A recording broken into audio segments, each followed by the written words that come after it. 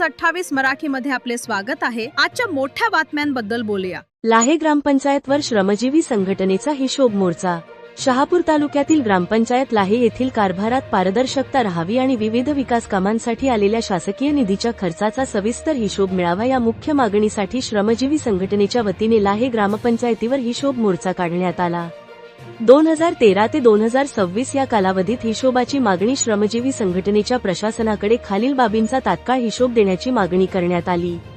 2023 ते 2026 या वर्षात प्राप्त झालेला एकूण निधी मंजूर विकास कामे व झालेला प्रत्यक्ष खर्च आदिवासी समाजाच्या विकासासाठी तसेच शासकीय योजनांसाठी आलेला निधी व त्यांच्या लाभार्थी यादी ग्रामपंचायत सर्वसाधारण सभांचे ठराव रस्ते, पाणी, वीज, घरकुल, शिक्षण, आरोग्य अशा मूलभूत सुविधांवर झालेला खर्च किती। पंचायत समिती शहापूरचे गट विकास अधिकारी राठोड यांनी आंदोलकांशी चर्चा केली। ग्रामपंचायतीच्या कारभाराची चौकशी सुरू असून 31 ऑगस्ट 2026 पर्यंत चौकशी अहवाल सादर केला जाईल असे सांगण्यात आले व चौकशी दरम्यान सरपंच किंवा ग्रामसेवक दोषी आढळल्यास त्यांच्यावर नियमानुसार कडक कायदेशीर कारवाई केली जाईल असे लेखी आश्वासन देण्यात आले।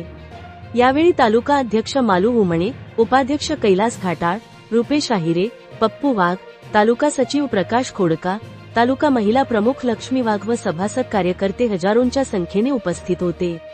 इंडिया न्यूज 28 साठी ठाणे जिल्हा प्रतिनिधी योगेश शेणे यांची रिपोर्ट।